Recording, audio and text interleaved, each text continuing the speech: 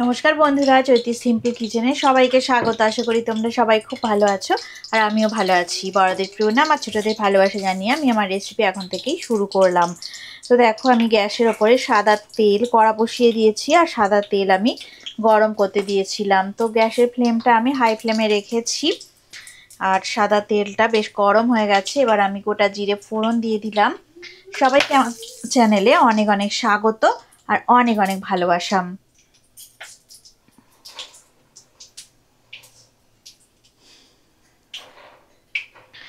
দেখো, আমি আজকের একটা ফুলকপির একটা রেসিপি তোমাদেরকে দেখাবো। তো আশা করি তোমাদের ভালো লাগবে। তো কেউ স্কিপ করো না, ভিডিওটা প্রথম থেকে শেষ পর্যন্ত দেখো।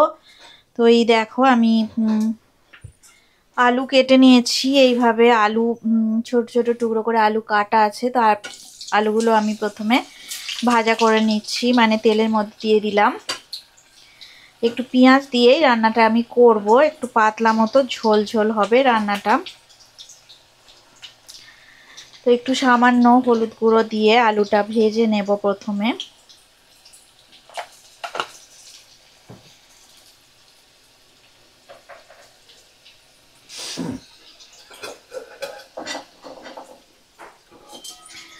আলুটা দেখো 2 থেকে 3 মিনিট আমি ভেজে তুলে নেব। তারপরে ফুলকপিগুলো আমি দিয়ে দেব। তো একদম মিডিয়াম ফ্লেমে আমি রান্নাটা করছি। তো হালকা করে আলু ভাজবো, বেশি ভাজার দরকার নেই। তো দেখো 2 থেকে 3 মিনিট হয়ে গেছে। আমি একটা পাত্রে আলুগুলোকে তুলে নিয়ে রাখলাম। এবার ওই একই তেলের মধ্যে আমি দেখো ফুলকপি দিয়ে দেব। তো ফুলকপি একটু ভাজা করে নিতে হবে। তো একটা গোটা ফুলকপি আমি দিয়ে দিলাম। তো দেখো, গোটা ফুলকপি এভাবে টুকরো করে কেটে নিয়েছিলাম। তো ভালো করে দেখো আমি একটু নাড়াচাড়া করে নেব।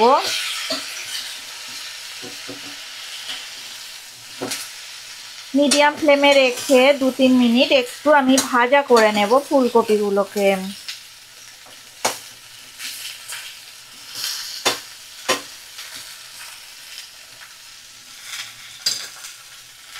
দেখো, উপর থেকে একটু সামান্য আমি নুন ছড়িয়ে দেব, তাহলে ফুলকপির মধ্যে নুন ঢুকে যাবে।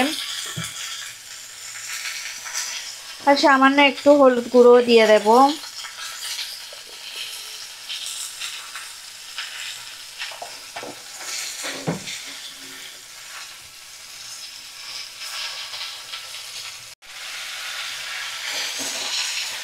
তো দেখো, আমি মিডিয়াম ফ্লেমে রেখে ফুলকপি ভালো করে ভাজা করে নিচ্ছি। তো রান্নাটা আমি সাদা তেলে করছি, কারণ মনে হলে ফুলকপির এই তরকারি রান্নাটা সর্ষের তেলেও করতে পারো, তো ভালোই লাগবে খেতে। ফুলকপিটা একটু ভাজা ভাজা হয়ে গেলে এতে আমি একটু পেঁয়াজ দিয়ে দেব। তো পেঁয়াজটা আলাদা করে ভাজা করার দরকার নেই, এর মধ্যেই আমি অ্যাড করব।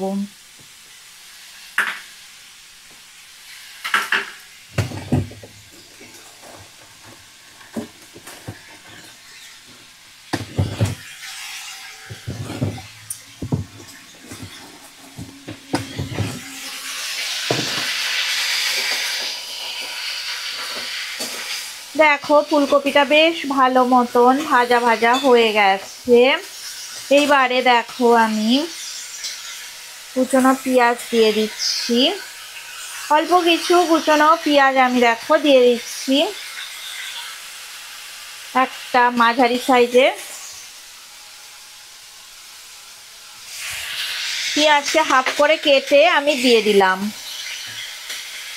তো গ্যাসের ফ্লেমটা একটু লো ফ্লেমে করে দেব এবারে, কারণ না হলে তলা থেকে পেঁয়াজগুলো পুড়ে যেতে পারে। এইভাবে পেঁয়াজ দিয়ে আমি 2 থেকে 3 মিনিট রান্নাটা করব।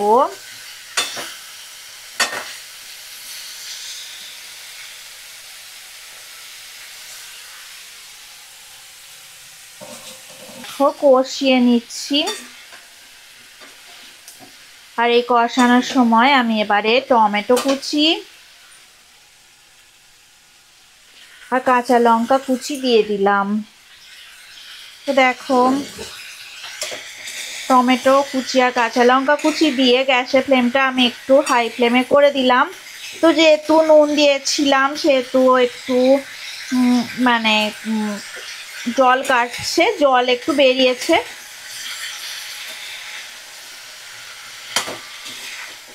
তো দেখো এবারে আমি ভালো করে মশলা সমেত সমস্ত কিছুকে আমি কষিয়ে নেব। 3 থেকে 4 মিনিট এইভাবে একটু নাড়াচাড়া করে কষিয়ে নিতে হবে।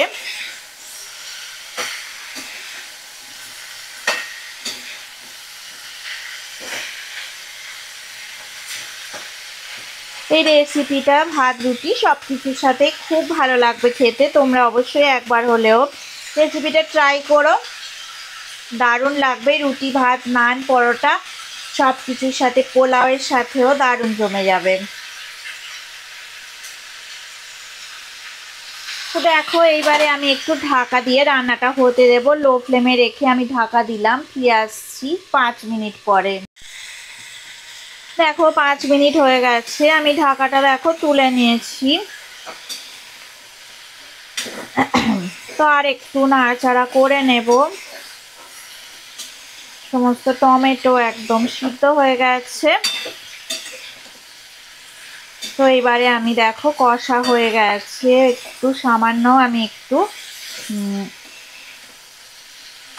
জল দিয়ে দেব আর একটু গরম মশলা দিয়ে দেব।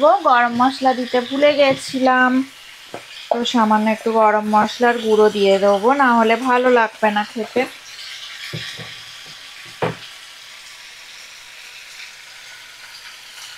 আর সামান্য একটু কাশ্মীরি রেড চিলি পাউডার একটুখানি আমি অল্প করেই দিয়ে দিলাম।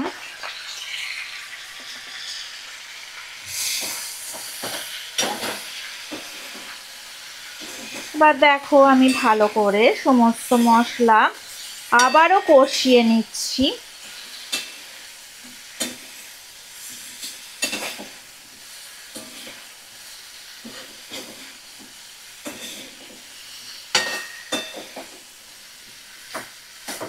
তো দেখো এবার আমি জল দিয়ে দেব।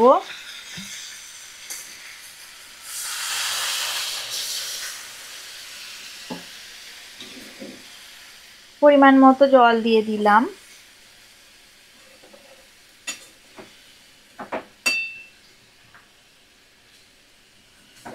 খুব বেশি জল দেব না, খুব ঝোল ঝোল রান্না হবে না, একটু মাখা মাখা হবে। তো আমি এবারে ঢাকা দিয়ে দিলাম। ফিরে আসছি 5 মিনিট পর। লো ফ্লেমে রেখে আমি ঢাকা দিলাম। দেখো 10 মিনিট হয়ে গেছে, ঢাকাটা আমি খুলে নিয়েছি।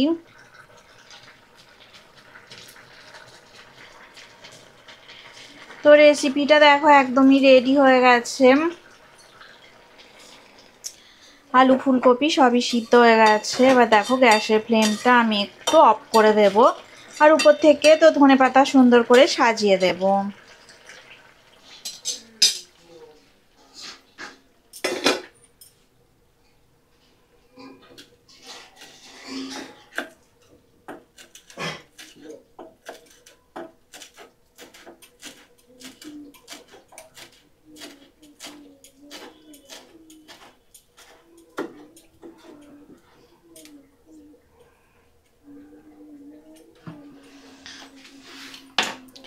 ধনেপাতা কুচি করা হয়ে গেছে। এবার উপর থেকে দেখো আমি ধনেপাতা একটু ছড়িয়ে দিলাম। তো ধনেপাতা দিলে আরও স্বাদটা অনেক সুন্দর বেড়ে যায়, তো দারুণ খেতে লাগে।